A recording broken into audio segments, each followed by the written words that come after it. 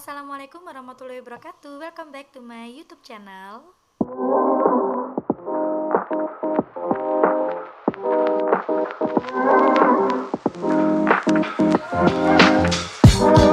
Oke, kali ini kita akan membahas tentang empati. Jadi aku punya beberapa pertanyaan dari teman-teman yang sering ditanyakan ke aku tentang empati yang aku kasih ke Ara. Gimana caranya kok Ara itu bisa lahap banget makannya?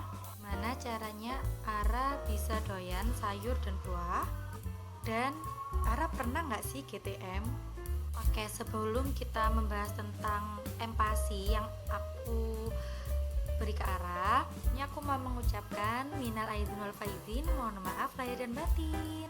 Semoga tahun ini puasa kita diterima oleh Allah Subhanahu wa taala dan Idul Fitri kali ini membawa berkah kepada kita semua, karena Idul Fitri tahun ini kita bisa mudik, jangan lupa tetap protokol, pakai masker dan hindari kerumunan ya. Apalagi sekarang muncul hepatitis akut misterius yang cenderung menyerang anak-anak di bawah usia 10 tahun. Jadi kita sebagai orang tua harus benar-benar was-was untuk mengawasi anak-anak kita ya, apalagi anak-anak seusia Ara ini yang masih balita, dia excited banget tuh kayak makan apapun yang ada di depannya. Kita bahas tentang empati Ara. Yang pertama, Ara itu mulai makan usia 6 bulan. Di usia 6 bulan ini umur yang pas menurut para dokter anak dan ahli yang lainnya. Juga di usia 6 bulan itu organ pencernaan anak mulai siap untuk menerima makanan selain ASI. Jadi ada beberapa orang yang menyarankan ke aku kalau ngasih makanan itu ke anak bolehlah usia mulai dari 1 bulan, biar anak itu kelihatan segar, biar anak itu kelihatan lebih sehat dan berisi kayak gitu. Banyak kasus-kasus di luar sana yang para ibu-ibu ini ngasih empati ke anaknya kurang dari 6 bulan tanpa konsul dulu ke dokternya. Anaknya belum siap, jadinya anaknya banyak yang sakit bahkan sampai meninggal dunia.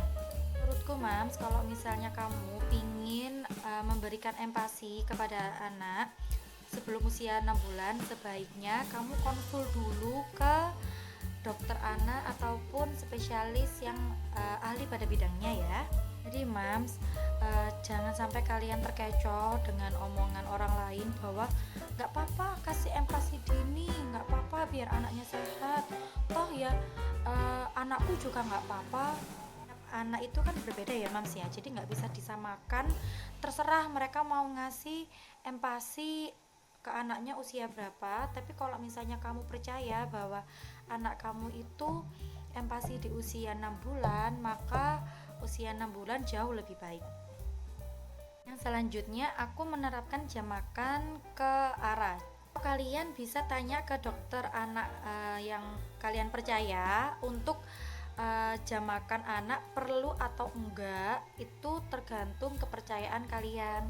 Jam makan anak itu penting ya menurutku, soalnya kita bisa membiasakan si anak untuk makan tepat waktu, makan cemilan atau kudapan tepat waktu, dan minum ASI. Selanjutnya ini tentang makan tunggal atau makan 4 bintang. Jadi pertama kali makanan yang aku kenalkan ke Ara itu empati tunggal ya. Pertama itu aku ngasih Ara makan empati pisang sama butternut squash. Menurutku dua makanan ini, pisang dan butternut squash, itu teksturnya sendiri itu lembut banget.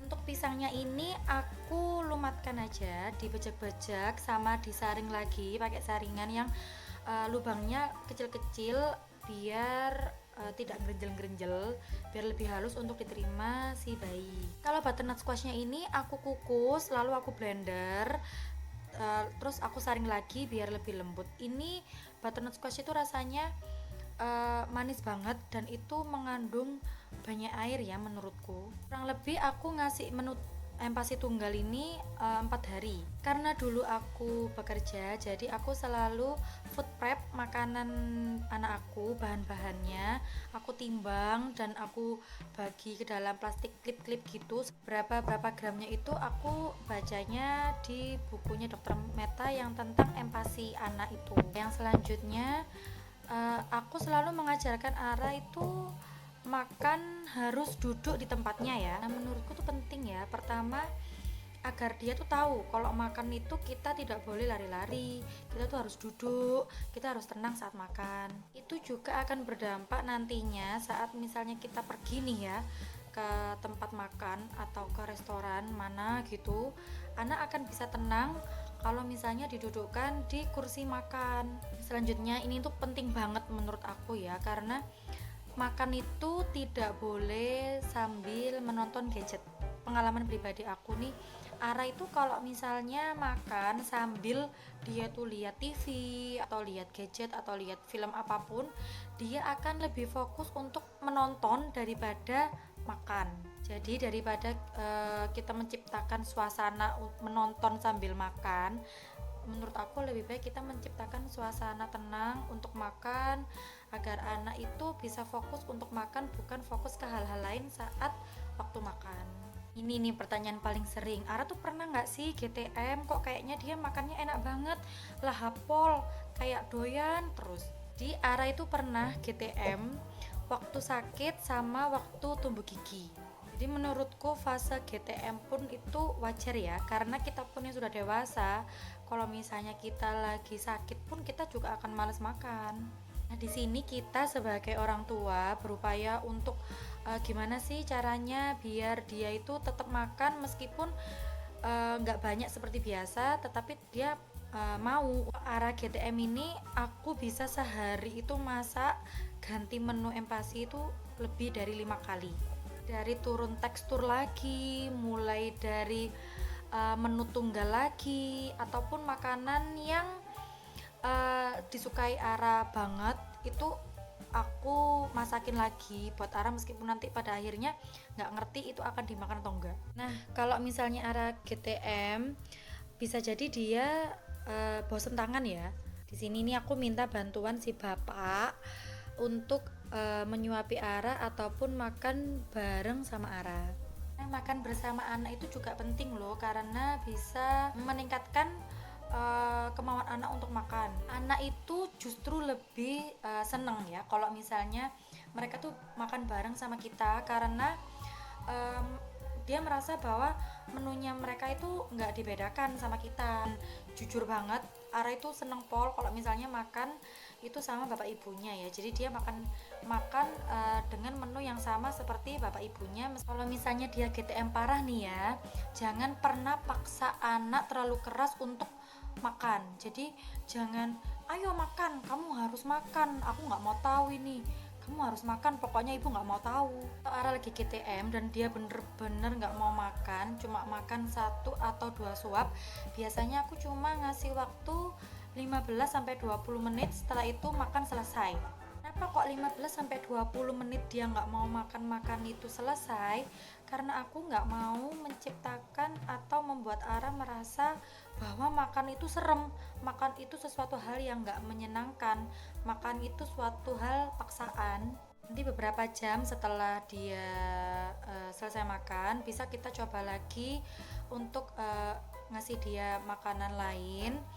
Nah, setelah itu aku biasanya evaluasi nih, kenapa ini kok Ara itu lagi GTM, apa karena dia sakit perut, atau dia lagi tumbuh gigi, atau dia lagi memang nggak mau makan, atau makanannya terlalu padat, atau dia belum siap untuk naik tekstur jadi dia nggak mau makan. Lalu lanjutnya, sejak kapan sih Ara itu mulai bisa makan sendiri tanpa disuapin?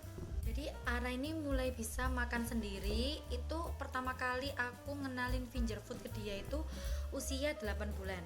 Aku mulai ngajari Ara untuk finger food atau makan sendiri bukan karena aku malas untuk nyuapin ya.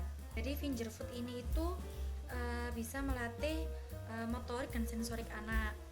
Dia bisa lebih mandiri, terus melatih motorik anak. Jadi kan kalau misalnya dia itu memegang makanannya sendiri, dia kan berusaha untuk menggigit makanannya ya. Jadi dia itu menggerakkan makanannya ke samping, ke depan, atau masukkan makanannya di mulut. Untuk melatih sensoriknya ini mengenalkan dia tentang berbagai tekstur ya. Contohnya ini kayak lembek, lembut, ataupun padat, halus. Berantakan nggak sih kalau misalnya anak makan sendiri? Jelas berantakan sekali bunda-bunda. Seini tuh juga melatih kesabaran ibu ya, karena finger food ini dia biasanya makannya berantakan karena kadang ada yang dilempar, ada yang dibuang, ada yang disuapkan ke kita. Yang selanjutnya yaitu ini nih yang paling ditunggu sama orang. Kenapa kok Ara itu doyan banget sama sayur dan buah? Untuk buah dan sayur nih, jadi karena mereka itu mencontoh apa yang kita makan, jadi aku dan suami itu berupaya untuk makan sayur itu di depan Ara. Aku juga pingin nunjukkan ke Ara bahwa makan sayur dan makan buah itu enak, makan sayur dan makan buah itu menyenangkan.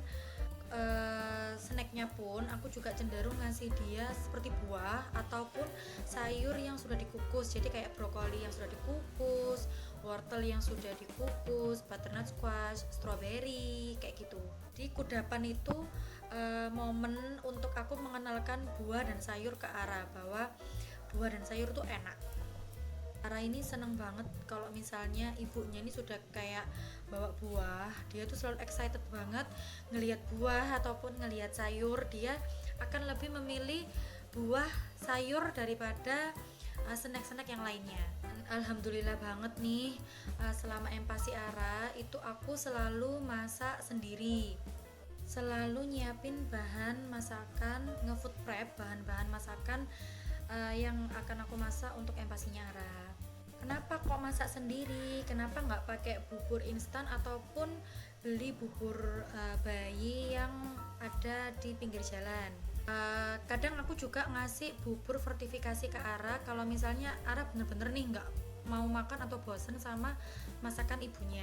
Sebisa mungkin aku selalu nyiapkan sendiri untuk makanannya Ara. Bukan berarti aku mau ngejudge ibu-ibu di luar sana yang anaknya makan bubur fortifikasi atau bubur yang dijual di pinggir jalan. Pilihan seorang ibu itu pasti yang terbaik untuk anaknya. Jadi terserah ibu mau mengasih makanan anaknya bubur instan, bubur fortifikasi, ataupun bubur yang dijual di pinggir jalan. Ibu mungkin punya alasan masing-masing ya, kenapa kok nggak masak sendiri, kenapa harus beli. Jadi ibu-ibu jangan sampai kalian mom shaming antara mama-mama, bunda-bunda dan ibu-ibu untuk saling saingan unggul-unggulan dalam merawat anak. Oke, sekian dulu itu tips atau caraku untuk ngasih empati ke Ara, sharing-sharing tentang empati yang aku kasih ke Ara dan gimana Ara itu bisa lahap makan buah dan sayur. Kalian boleh komen di bawah untuk request nih video apa yang selanjutnya aku buat, kayak resep makanan untuk menurunkan berat badan, resep empati Ara, buah yang disukai Ara ataupun yang lainnya. Sekian dulu sharingnya dari aku. Jangan lupa like, comment, subscribe video ini. Jangan lupa dibunyikan juga ya loncengnya. See you on the next video. Wassalamualaikum warahmatullahi wabarakatuh.